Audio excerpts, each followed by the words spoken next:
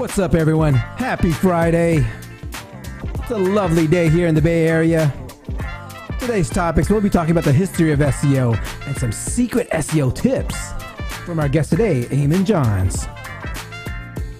Our sponsor today is hrefs.com/AWT. All right, if you guys were here last week, we did an unboxing of the Hrefs from Hrefs. And if you guys want a t-shirt, or like and a notebook, please count how many times I put this logo on screen. Be sure to check out how many times I put this logo on screen. This AWT logo. Count that. All right, so I'm going to say I've shown it one time right now, so be on the lookout. And it looks like I see Ammon in the back room. Let me make sure I can hear him. Ammon, can you hear me? Testing. Testing. Love it. I can hear you. Look good. All right. I couldn't compete with you on the hair. I can. All right, guys. So Ammon's in the back. So I go through some quick videos in the very beginning, and then about maybe 8 minutes in, I'll introduce you. All right. We already have some people in the live chat, so you can go ahead and talk to them in the live chat. All right, guys. Today's topics, we'll be talking about the history of SEO and some secret SEO tips, some campaigns that no one has ever heard of. All right. My guest today is Ammon Johns. And today's sponsor, hrefs.com/AWT. Don't be shy. Say hi. I see a bunch of you out there.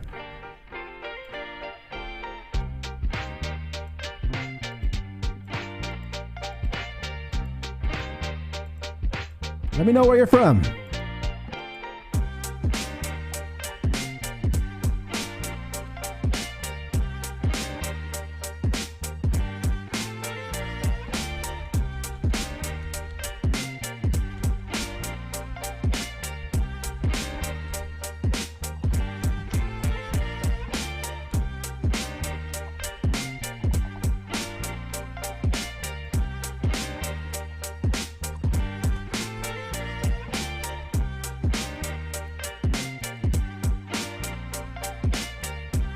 All right, I see Tim. What's up, my man?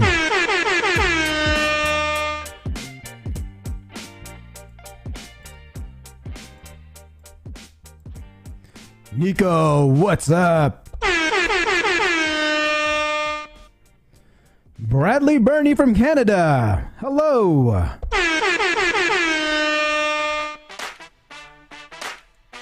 Stefan, what's up, my man? Congratulations for last week's winner. It looks like Ammon is in the chat. He says, good evening, everyone from UK. Thank you so much, Ammon, for joining us on a Friday evening. You're probably going to have some drinks at the pub, but you're here with us.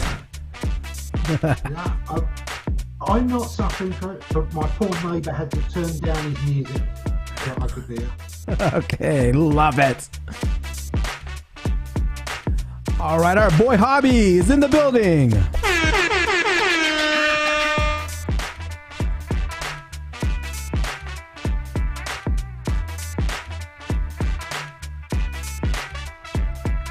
All right, guys. Today we'll be talking about the history of SEO. Ammon's been in this since 1996. And we're going to talk about some of the secret SEO campaigns that no one was able to copy. I'm curious what those are. And if you guys have got any questions, be sure to put them in the live chat and I will answer them in the order that they are received. We got about 4 more minutes to go. Don't be shy. Say hi.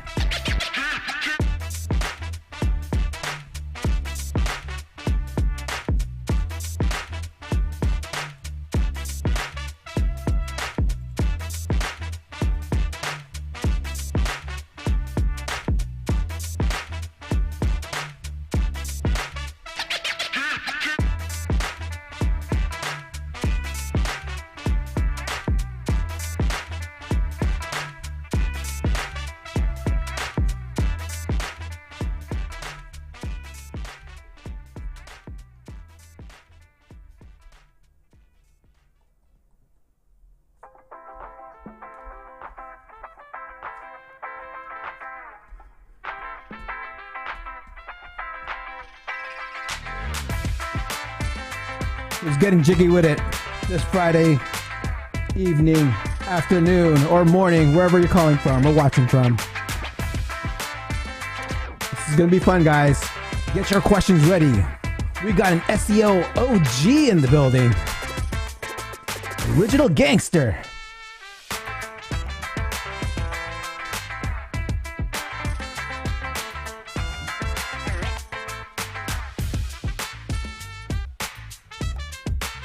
Anyone here born after 1996? How old are you guys out here?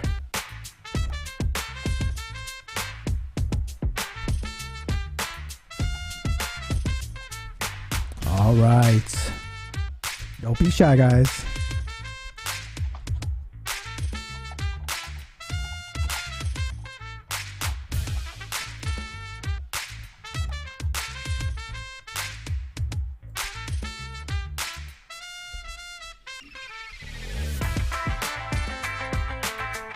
We got about 2 more minutes. Oh, we have Carol, 33. What's up, Carol?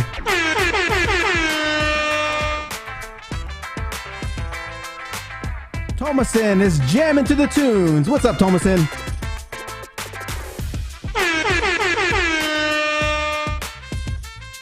Nico, 38. We got a bunch of people in their 30s here.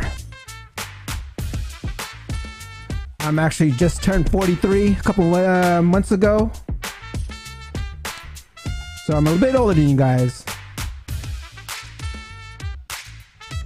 I was in high school when Ammon was doing SEO. Oh yeah. All right, guys, we got less than 2 minutes to go. Don't be shy. Say hi. We have Hobby. Let's funk SEO. Yes, this is funky. We love it. All right, guys.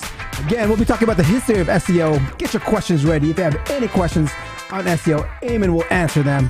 And we're going to try to dig deep into secret SEO tactics that no one was able to copy.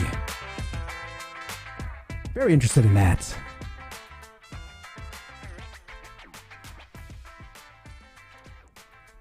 All right, guys, we got less than 1 minute to go, and I'll catch you on the other side.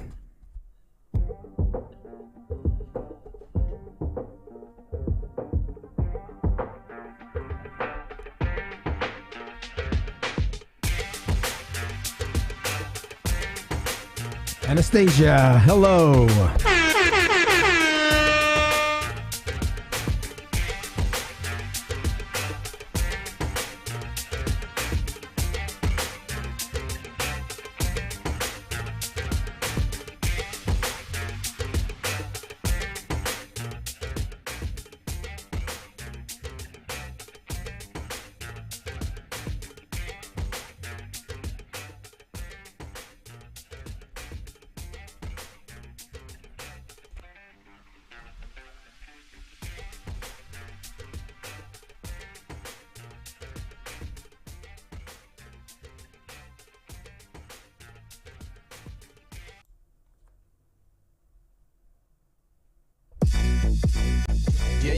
Hey, time to get it started, no delay, let's work.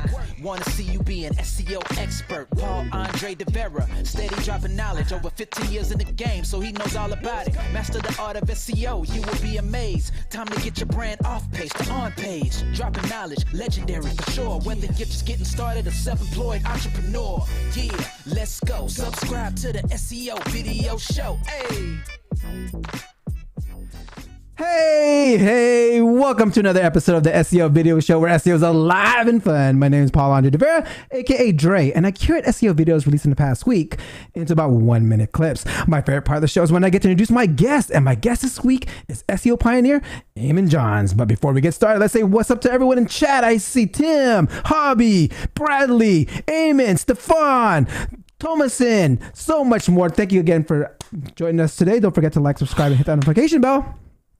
And hey, you know what? Don't forget to put I love SEO and then email me your address if you're in the US, and I'll give you a copy of this SEO in 2022 book. All right? Let's get on with the show. This is Ted DiBiase, the $1 Million Man. Why do SEOs love the farmer's market? Lots of organic content.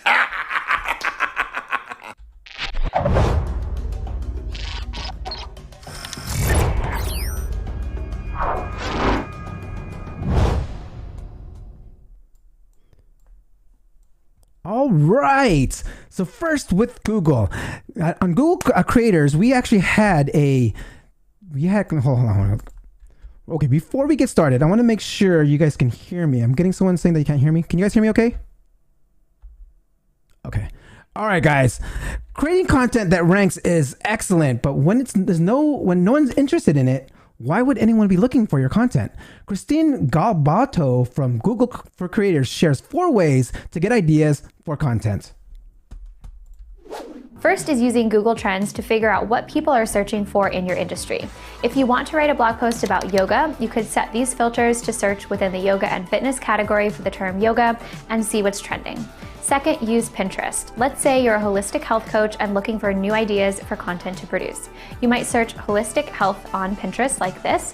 The pins that show up at the top, other than the sponsored ones, are pins that have performed the best on Pinterest, so they're a good indication of the type of content people want to see. Third, analyze what your audience has been asking you about and see how you can translate that into a post. If your audience is consistently coming to you asking about the best face serums for winter, or how to find cheap flights, or how to monetize on Instagram with a small audience, make note of that. By answering a question or solving a struggle you know your audience has, chances are the blog post will perform really well with them. And lastly, look at what type of content has performed well for you in the past as an indicator of what will perform best in the future. Dive into analytics to see which blog posts have performed best in terms of views, comments, feedback, etc. So now you have your great content idea. The first thing you need to do is expand your keyword research. Exposure Ninja says to do a simple brain dump. Let's see what he's talking about. Step number 1 is to do what we like to call in the industry a brain dump. So the best keyword research tool is actually your brain and your customers' mouths. We will always start keyword research with a good think through what are the sorts of phrases that you think you want to rank for. Now there's 2 different categories of keywords that you're going to be looking for here. Firstly, product or service focused keywords, and then secondly, solution focused keywords. Say for example that I'm starting a ninja florist and we're going to sell black flowers. So I know that I'm going to be selling black roses, black lilies, black flowers. I might also want to target phrases like black flower delivery. So these are all product or service focused keywords. But I'm also going to have searches that I want to target for things like unique Mother's Day gifts or quirky Valentine's gifts. These are going to be searched by people who don't necessarily know about my solution, but they have a problem which I can fix. When we're doing keyword research for clients, we will use a spreadsheet, and this is going to be really useful as you go through the process because it allows you to track all of the different metrics that we're going to be adding in as we go through. Don't worry about the other columns yet. For now, we are mostly focused on this column A. And for now, we're just going to do a brain dump of everything that we can possibly think of that we might want to rank our website for. Getting brain dumps from clients and stakeholders is where I always start. That way you can uncover industry terms you may not know and help with your keyword research when it comes to using tools like Ahrefs. Crystal Carter on Rank Ranger explains why we should use variable generated metadata. Let's check this one out. Variable generated meta descriptions was a game changer for me. I remember when I was starting out and I was like, handcrafting every single one. And then I was like, you can just use a variable. And I think particularly as you get into sort of bigger sites and things, it makes such a big difference. And, you can get this set with dev and put it and get them put in. So for every product page, buy X here about Y, like that's that sort of thing. And it makes such a difference. And it makes sure that you've satisfied the information that you need to satisfy. You can make sure you have your CTAs as you should, and that you're meeting the right word count, but that you don't necessarily have to pour over every single page to get that done. And you can always go back, and if there's a particular one that is a particularly competitive page, and optimize that particular page or section or whatever. I'm a big fan of creating templates for meta descriptions. I have to optimize over 200 pages a month during my day job, and having templated metadata can help speed up the process. How does user experience impact SEO? Chris Green on the Knowledge Panel show tells us how. Let's check it out. So my nugget there is thinking about the intent and the action that someone's trying to complete. And in that is the journey starts from the SERP. It doesn't just begin on the website. And when we talk about user experience and how do we fix that, very often, journey mapping, design, typical UX starts on the website, whereas actually most people's journey and their need starts way beyond that. So it's actually getting the mindset of the user and even try and think of them, where are they, almost pre-search engine, if you can. And then that you'll understand what they're trying to do and what they'll need to achieve it. And then all of the other things you can put around it. All right, guys. So if you want to journey mapping starts with creating buyer personas, and a great book to help you gain insight into your customers' expectations, align your SEO strategies, and win more business is a book by Adele Rivella. Check this one out. Do you know who had an exciting SEO journey? My guest today. But before we introduce him, let's hear a word from our sponsor. Are you sick of your competitors outranking you in the search results? Your solution is Ahrefs Webmaster Tools, and it's free $99. This isn't one of your 14-day free trial offers. Instead, it's a super powerful tool that'll do a full website audit for you and keep working for you for free. It'll scan your site and prioritize precisely what you need to fix and improve for your search results. Visit ahrefs.com webmaster-tools for this free tool. Find the link below, and by checking our sponsors, you support this show. Now let's introduce our guest.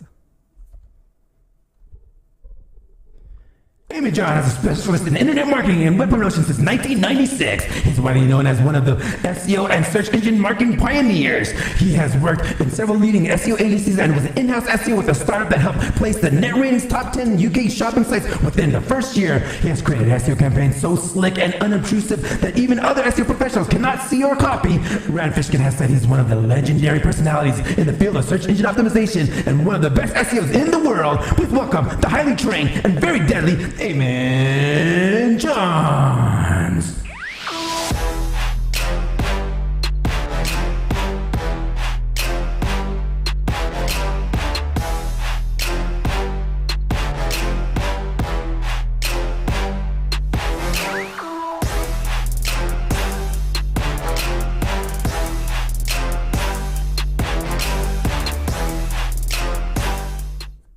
Ammon, my man, welcome to the show.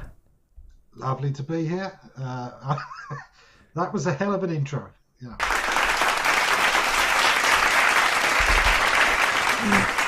Thank you, Ammon. But you know what? I want to get right into it. So I always ask this question. The very first question I ask my SEO professionals, like, in 1 minute or less, how does Ammon get ranking on page 1 of Google? Now, this is always interesting.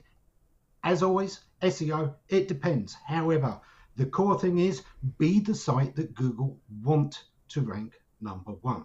It's that simple. If you think about what this search deserves and their users, and that Google's objective is always to make the customer come back and use Google again, be that site. That's it. Love it. First knowledge bomb of the day. All right. You know what? Let me rewind this real quick.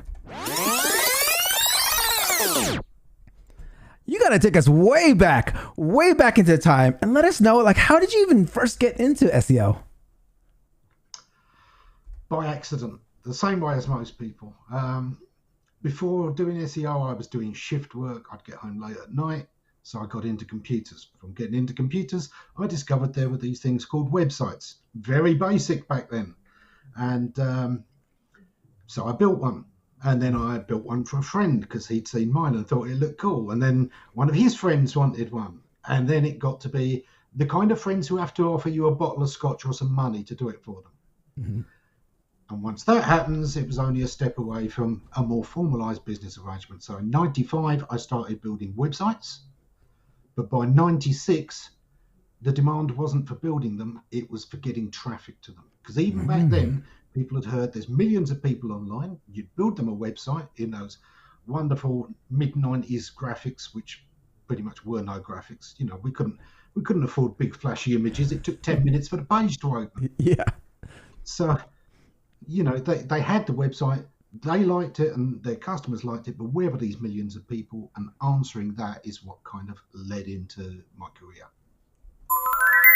Love it, love it. Okay, so you got into your career into building websites, and then you were consulting, and you were in house. So what was like your first job as an SEO after that? Like, like did you just go in straight to a job, or were you just doing it for a little more of a business with these websites? It was a very different time. Let's face it. I started in 95, transitioned in 96 into web promotion because the word SEO hadn't come along. Oh, yeah. We didn't call it SEO until 98, so I was already 3 years into my career by then. At first, it was web promotion, or if you were focused just on search, it was web positioning. And positioning was about, getting that position on search engines. I did web promotion, and that was much more about all of the things that could drive traffic. I helped them design banners that would work for them. I, got them on click exchanges where you put your banner on their site and they put theirs on yours. We did web rings. We did directory submissions, of course. We did, everything that we could to get exposure for that site, and search was just a part of that. It was good stuff. I really enjoyed it. So so when you were doing that, how'd you actually learn it then? How'd you know this stuff worked? Like back then, how'd you even learn to do all this? This is it. Nobody knew what worked. Even the people doing it, there was no previous track record for this. So you picked up stories from other people. You learned what worked. You tried it for yourself to see if it would work for you as well as it had worked for them. You'd experiment with your own ideas and add stuff onto this, and you'd work from there. Remember what I said about how different it was? Mm-hmm. Most companies would not talk to you back then if you were an SEO, because they had no idea what it was about. Mm-hmm. For a start, there weren't that many e-commerce sites. Usually you had to email the company. It was kind of like mail order, but with a web form in the middle. Mm-hmm. And the companies who were willing to talk about SEO were either the companies who had nothing to lose. They didn't have the big budget for doing TV and radio and all those other things that they knew worked. So they were willing to risk something that might not work because they couldn't afford to do any of the other stuff anyway. Or it was the companies who have always been on the cutting edge. And you know who those bad boys are. Adult industry, poker, pharma. Those three were the big hires, and I did an awful lot of adult industry SEO back then because they were the only ones doing it commercially. Otherwise, you were working for mom and pop businesses, which is nice, but it doesn't give you that scale.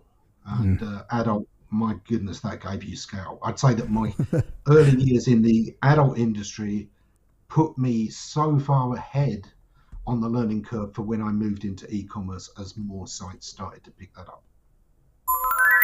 Yeah, I mean, I started in the same route of the adult industry. It was just that's what everywhere was going, but it was more it was even a thing, and people were just not necessarily, it wasn't considered spam back then, right? It was what worked. It wasn't nowadays you do those tactics, it's considered spam because, hey, we were just trying to figure out how to get this going. So you were doing stuff in the adult industry. So did you start your own agency? I mean, because you said that a lot of people besides it, were there any other companies that you were working with besides the adult industry? You said it was hard to get them on board. What was your sales pitch to them?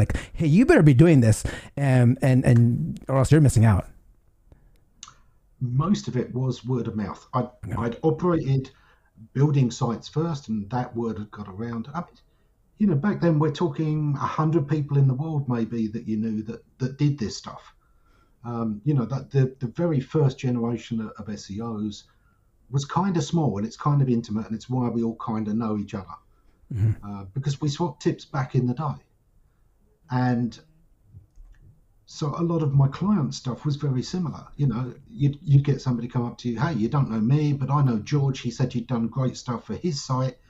Do we have to have a new website, or can you just do that traffic thing? And, I did that traffic thing for companies. Adult industry, they saw that I was doing stuff that worked, and that's what they cared about. If you're doing stuff that's working, especially if you've ranked one of their competitors, they're interested. Come work for us instead. Love it. One key word you mentioned there was networking, and it was a lot of word of mouth. I mean, that's something that you've actually I would say even pioneered here in the SEO industry, because even before there was the SEO video show, even before all these other shows with talking heads on SEO, I remember like watching your shows with Bill, and even you would have these other webinars that were live before anyone else. I'm pretty sure this is where it actually all started from. Like, you would actually do these Google Hangouts and a bunch of people coming on. I mean, tell us about that. Like, I mean, you had actually, John Mueller was on there. I saw Bruce Clay was on there. We have all these people that were like pioneers, like all within this Google Hangouts. Like, how'd you even get that started? Well, Bill is in the chat right now, actually. So, hey, Bill. And, Bill and I have been friends a long time. We started out in the forums. We were moderators and admins together in the Creator Site forum back in 2002. That started late in 2002. I'd known Kim, the owner, a couple of years longer than that. I'd met her in a previous forum, one run by, do you remember Web Position Gold? Yeah. Wasn't it like a software? Wasn't that software that would just automatically submit things? Yeah. It didn't just do that. It did page analysis. So, okay. You know how widespread for a while the belief in keyword density was? Well, it had a keyword density analyzer built in there, and it was an advanced one. It didn't just look at the whole page. It said, this is the keyword density in your title. This is the keyword density in your opening paragraph. This is it for the page. And it wasn't just keyword density. There were 3 metrics. And it's not that we thought search engines used it. It's just these handy ways, labels for SEOs to be able to talk about content in a general way. Keyword density is a variable. It means whatever our keyword is, this is how much of our content is keyword compared to how much isn't. Keyword prominence and keyword count were the other 2 metrics, and you have to use all 3 together. Prominence is how early in the paragraph or in the page you're putting that keyword, because sometimes you want it a little bit further back. Sometimes you want to open that. It needs to be the first words on the page. That's prominence. And keyword count was how many times in total that word was on there. So keyword density, I'd always laugh when I hear people use that alone, because even back in the day, it was never meant to stand alone. It was a metric with lots of others. But they had a forum. My goodness, it was a hell of a forum. It all ran in frames. So the navigation and everything else was in different frames on their site. But there were some cool people there. I interacted with people like Ralph Tegmeyer, Phantom Master, yeah. Brett Tabke, before he opened his own forums. You've all heard of Webmaster World. When that first opened, it was called Search Engine World. Took him a year to snag that domain. But I'd known him on the search engine forums just before that. We talked a lot. We shared tips. We talked about what worked. But even then, networking, this comes round again. The best tips were still with people that you knew would share back. You kept your best stuff for people who'd give you something in return. Put stuff out in public. Everyone, keep your best stuff for people who will trade and give back. Love it.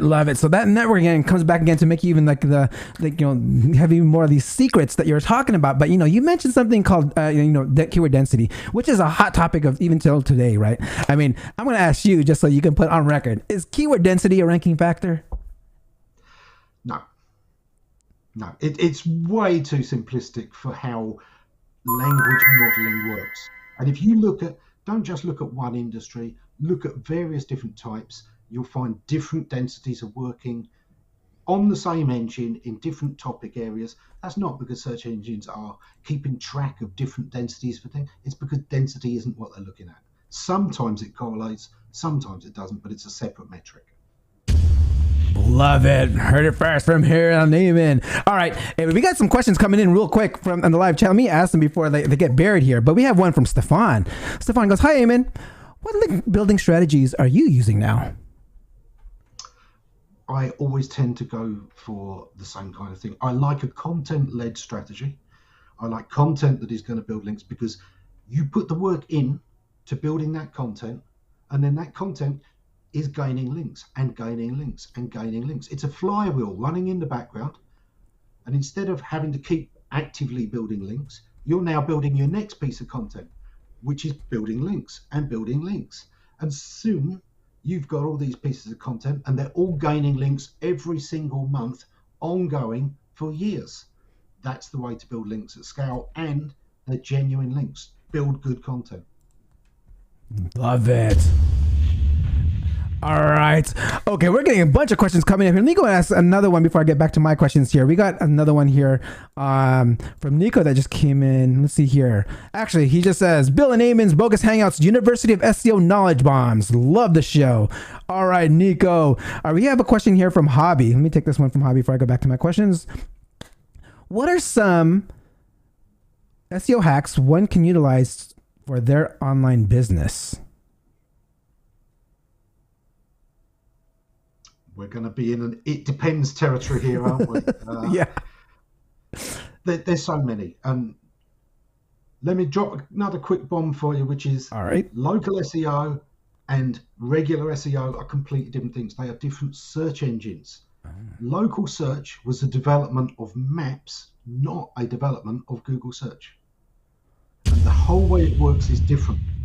For a start, local SEO, local search is the one-time. Page rank doesn't matter. Page rank is not used in local. Because if it was, think about it. You've got a little place on the outskirts of town in the suburbs, and you've got a big city. All the links are going to that big city one. You're out in the sticks, but if somebody's searching in your neighborhood, you're the one they want, not the one with all the links. Links don't work for local.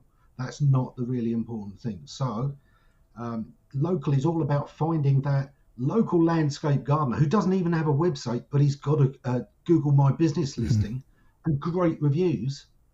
That's what local is doing. So understand local search and regular search, completely different animals, completely different ways of working. Excellent! All right, dropping all these knowledge bombs. We get so much more coming in here, but I want to go back into what some of my questions here, because I want to go into like how have you seen like the search industry change since 1996, and you've been using this. I want to give us what have you seen on the outside, because I mean you've been watching this. I see you actually interacting in a bunch of other shows and like seeing how SEOs are talk about SEO nowadays. So what are you seeing, and what do you think you see the trends that people are talking about from what it was different, or how the progression of SEO since 1996? SEO itself has changed immensely, obviously, because the engines have changed. Google started in 98, and it was already an interesting development. The first one to use the link graph in the way that it uses it, which was, they thought, completely immune to being tweaked and tampered with, and we'd never crack it, and the first Google bombs appeared within a year. So good luck, Google. We don't give up that easy. But very early search engines, you didn't even have full page indexing. They'd only index so much content, maybe the first 100k maximum. So if you had a long page or a lot of stuff on a page, even the whole page wouldn't be indexed, only a certain part of it. So you knew you had to top load your content, and whatever you had in the bottom just wouldn't count because it wasn't in the index. Then you've got a lovely one was InfoSeek, which had live indexing. So you could submit it and see your page instantly in the rankings. So then you'd see if it ranked where you wanted it to, and if it didn't, you'd tweak the page and resubmit, and oh look, there's your new position. And you could actually, you could hone in on your rankings in real time, because every time you submit it, it instantly ranked and you could see where it ranked. That was fun. That didn't last long. Alta Vista, fantastic search engine in its way, but it was much more about, what was on the page. There was no link analysis. They did use links. They used links to determine doorway pages. Back in the day, SEOs created doorway pages. That was what SEOs did. You'd create 10 to 50 or 100 even different keyword pages, and when somebody landed on that, it would then direct them into the site. The thing with that is they didn't have to be in the navigation. It was a bolt-on extra. It was a way of pulling people in.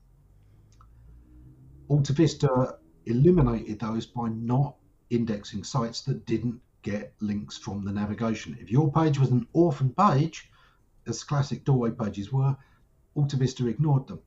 Google, as we know, links were all important, and if you didn't have links, again, you couldn't get in the index at all. Look at Tioma, which was doing stuff with links like Google was, but it was much more about the on-topic links rather than all links. And their chief tech often described it as Google is kind of like going up to people in the street and saying, who's the best scientist?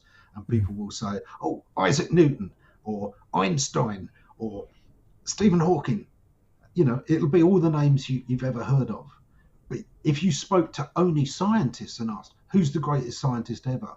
You're going to hear these names you've never heard before. Who are the mentors, the professors, the people who've written the really interesting stuff that inspired all these other geniuses? And that was what Tioma was trying to do. So the engine technologies themselves have changed a lot. Let's face it, mobile has been a massive change. You know, now the internet is with us wherever we need it.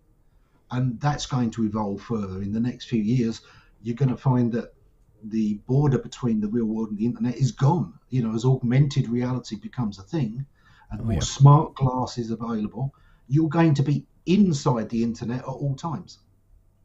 Kind of like the way your phone is already putting you on Google Maps all of the time, and it's watching what you're doing in your area and which shops you visit in, and more importantly, which shops you're walking past to go to another shop of the same kind. That's a big quality signal right there, right? This kind of stuff is happening, and this is part of the change. In terms of how SEOs have changed, there's a lot of blogs, there's a lot of tips, there's a lot of courses. There were no courses back in the day. Whether these are all good value, yeah, some of them definitely aren't. Some of these courses, look, the average person who's got an SEO course didn't learn from an SEO course. How did they learn? Don't you want to be like the person who wrote the course, not the person who just pays to sit there and take it? So think for yourself, do a lot of testing, find what works, communicate with people, network, be like us first generation, where we don't have somebody to teach us. We have to trade and share and work together to figure it out.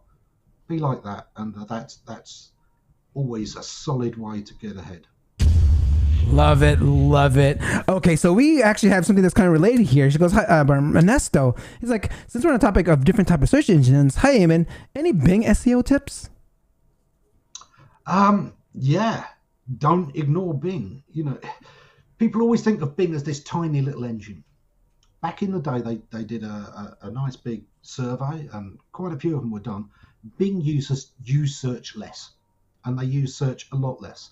Because a lot of people who use Bing are the people who, you know, got their computer and it's still got all of the defaults. It's still got, you know, Microsoft Edge as their browser, and it still automatically goes to Bing.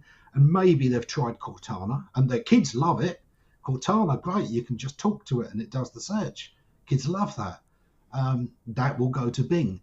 Maybe they're just using Bing because it's a search engine. Do you know what? It's not bad.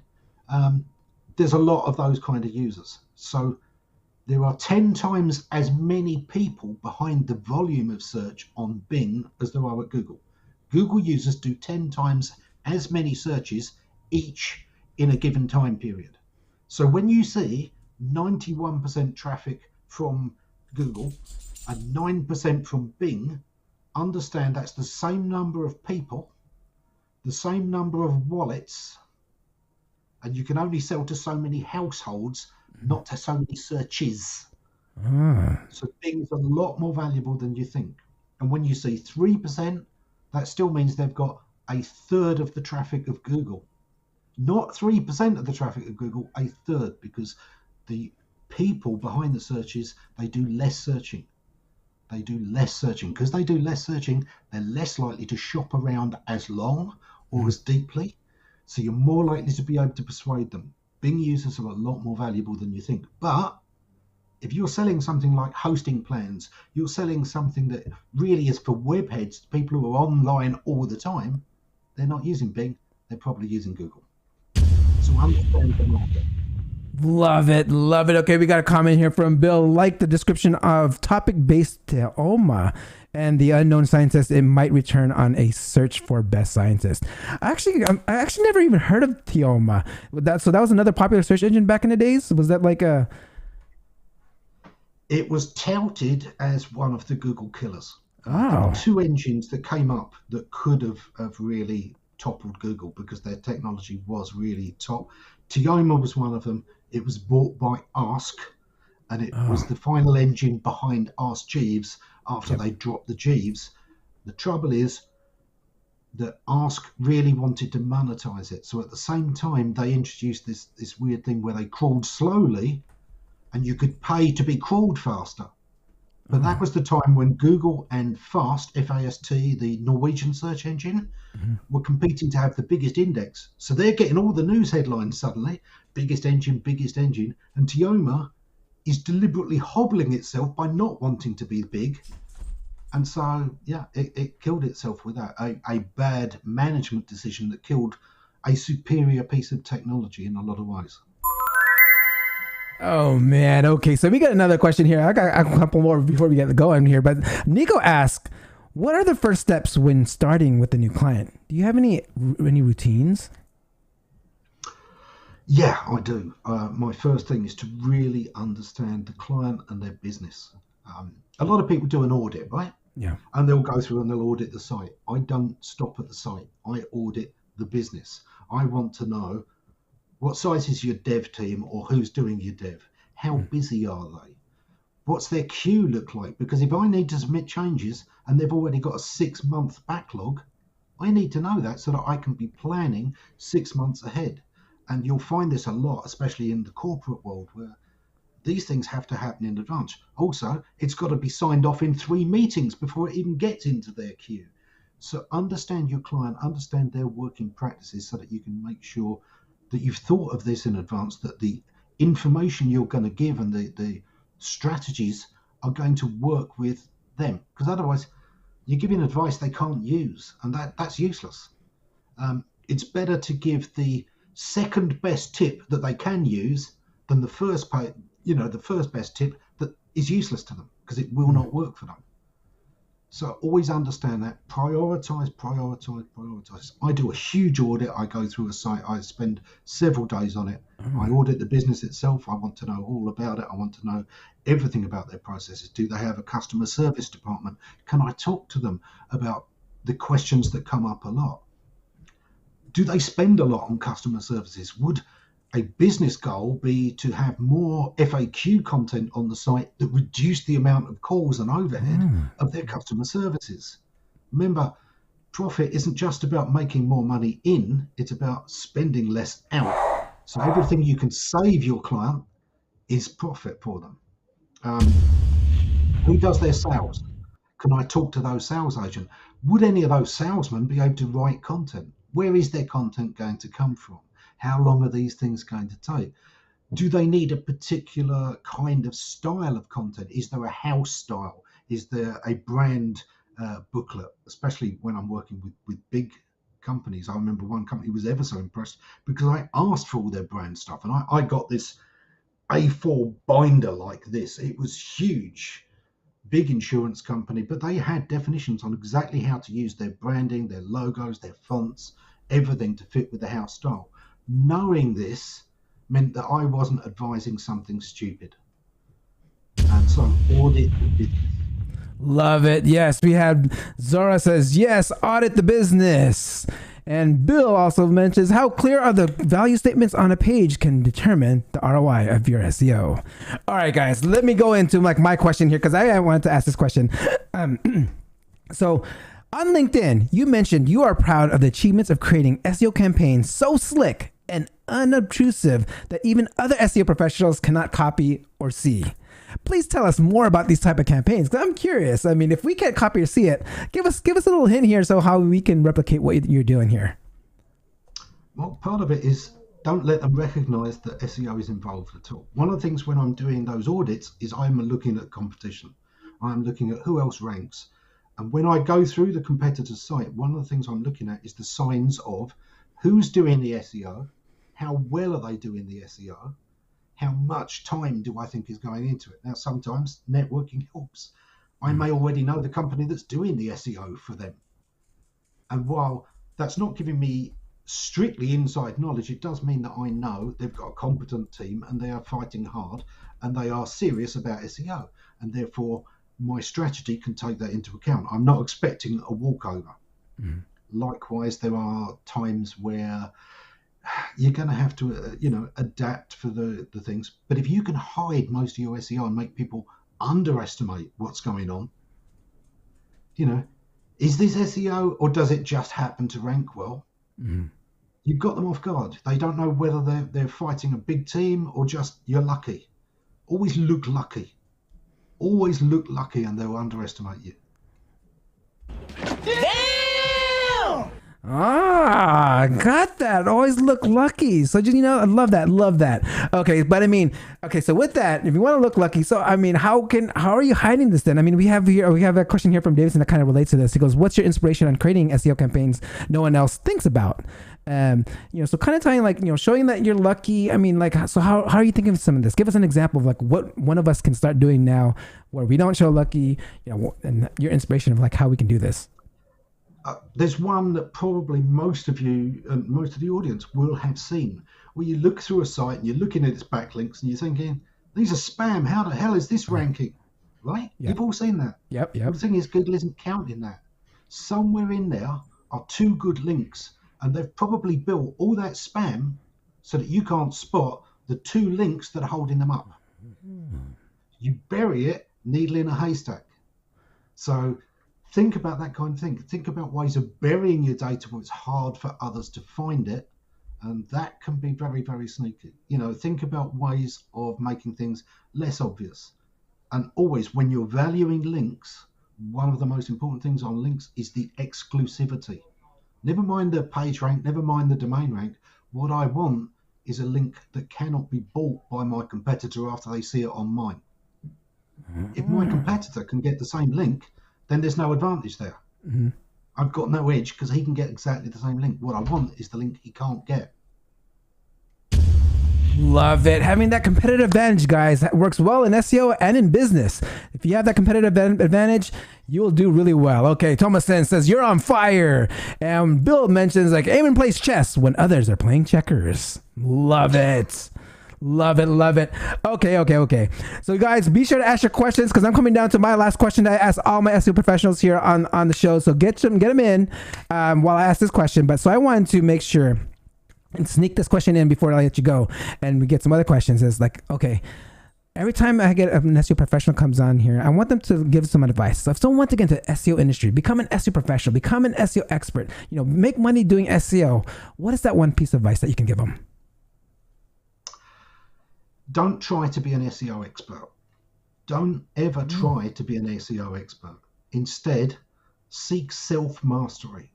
And one of the biggest parts of that is to throw away ego. If you're chasing expertise, you're kind of putting your own ego up there, and you will make assumptions and not want to challenge them. Instead, be humble all the time. Be a student of SEO. I don't call myself an SEO expert. Bill doesn't call himself an SEO expert.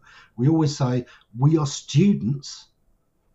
We're just maybe that student who's a year ahead in the class and is helping the others with their homework. Don't be an expert. Stay humble, because if you aren't, you will not challenge your own assumptions often enough. You always need to be assuming you're wrong so that you're testing. You're testing your own assumptions and making new discoveries. Be wrong a lot. Just try not to be wrong with clients or in public. But actively seek ways to be wrong in your own testing, because sometimes that's where you learn the most. Look, if you do something and you're right, great. All you've done is confirm something you already knew.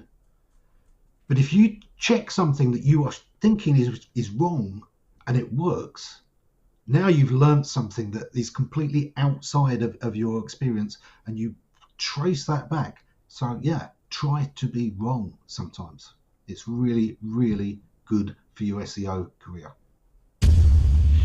Love it. You're on fire. Let me put that out real quick over here. All right.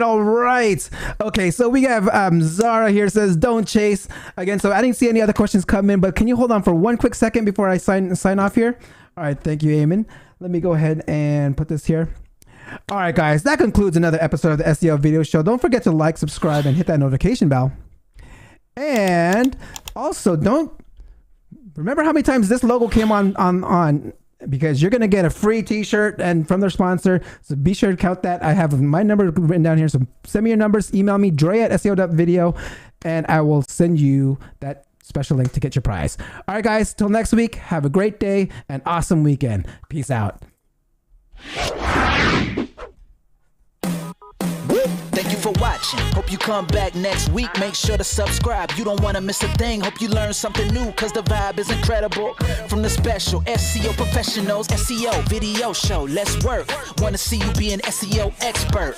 Paul Andre DeVera helping you step it up. No delay right now. Time to level up. Hey, thank you so much for watching. Make sure to subscribe. Woo!